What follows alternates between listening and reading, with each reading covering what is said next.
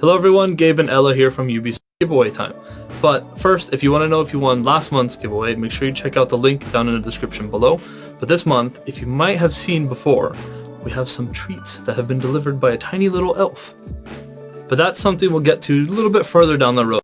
And each day of December up until Christmas. Rock will do it again.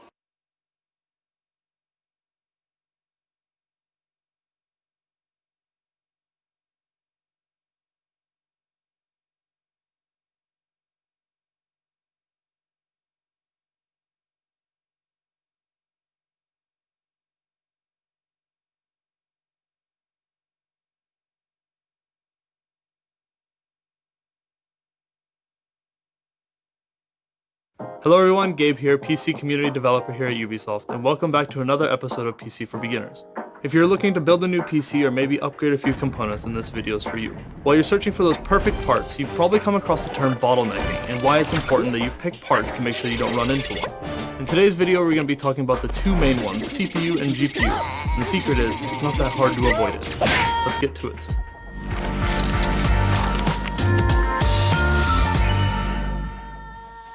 The best way to understand a bottleneck is, well, a nice visualization. So let's imagine highways, traffic, and those lovely traffic jams. We all know how a highway or a freeway is supposed to work. Everyone moving at or near the same speed in order to get where they're going. When everything works as intended, there are no traffic jams, but we all know that that's not really the reality. We can also think of a balanced PC in the same way. The vehicles driving on the highway are the frames that your GPU has rendered. The highway itself is the CPU, making sure everything is moving forward. In the best case scenario, these are perfectly balanced, as all things should be. Let's say that we've been driving on this highway for about a mile. Our once 3-lane highway has now become a 2-lane highway, and later on down the road it turns into a single lane. Now all the cars on the highway are funneling into a single lane, the traffic is slowing down, and suddenly there's even a light that's stopping everyone from moving. You would call this a bottleneck. It decreases the ability of everyone on that highway to get where they're going as fast as possible, and it creates a traffic jam. This is what CPU bottlenecking looks like for your gaming experience. There are too many things trying to go through too small of an avenue.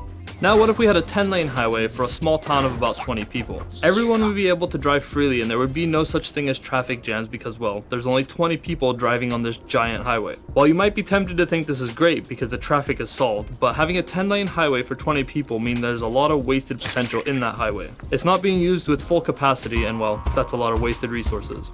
This is what a GPU bottleneck looks like. While it's not completely damaging to your gameplay experience because things are still moving forward, it's not great to let the GPU bottleneck exist. It means that we're not getting the full performance out of our parts and we have a lot of wasted potential. Alright, let's move the highway and traffic talk out of the way for a second and get a little bit more technical. To understand what a bottleneck is within our PCs, let's take a look at how the GPU and CPU interact with each other. In a balanced rig, the CPU builds frame 1 while the GPU renders frame 0, which for the sake of this video let's say is a blank screen. The CPU then builds frame 2 while the GPU renders frame 1, our first bit of gameplay. When everything is working as intended, your system continues to flow like this, utilizing 100% of your GPU until you're done playing. Let's hold on to this utilizing 100% of your GPU thought for a second. We'll come into play in a bit. In a system that's suffering from bottlenecking, the GPU renders frames faster than the CPU can build them.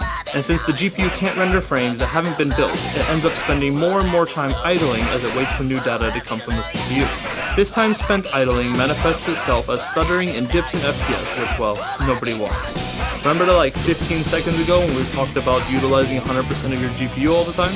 In a build that's suffering from a bottleneck, you'll be able to see these dips in GPU utilization. That's the idling, and this is how you can tell if your PC suffers from bottlenecking. Alright, so then how do we avoid it?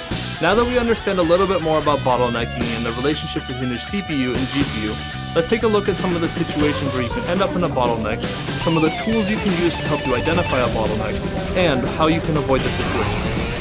Many cases of bottlenecking appear after someone has upgraded their GPU without upgrading their CPU. While the new AMD 5700 XT looks beautiful in your game, that older CPU that it's slotted with might not be able to handle all that new firepower. It's also possible to accidentally create a bottleneck situation when you're building a new PC.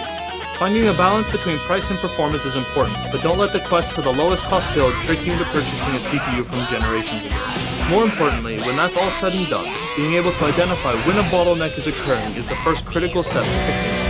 Tools like HWinfo and even Windows Task Manager will help you keep track of resource usage within your Remember when we mentioned that your GPU will idle while you're being affected by a CPU bottleneck? Both HWinfo and Windows Task Manager will be able to show you this occurring by watching the GPU usage graph. When it's idling, you'll see sharp decreases in its total usage. Of course, it is possible to avoid having to worry about bottlenecking entirely. All it takes is spending a bit more time thinking about your build before you purchase it. Let's talk about some of the best ways for you to avoid CPU and GPU bottlenecks. Firstly, when upgrading an older build, make sure you take a widespread approach to which new parts to buy. Sticking a new high-end GPU into a build with an older mid-range CPU is a guaranteed way to create a bottleneck. When buying parts for your new PC, keep in mind all the specifications for your new hardware. While it might be tempting to cut costs by purchasing an older GPU, CPU, or other parts, it's possible that buying hardware that is too many generations apart from each other could lead to a bottleneck. PC Builds is a very helpful calculator that will provide you with an estimated average bottleneck percentage. It's important to remember that there are a lot of variables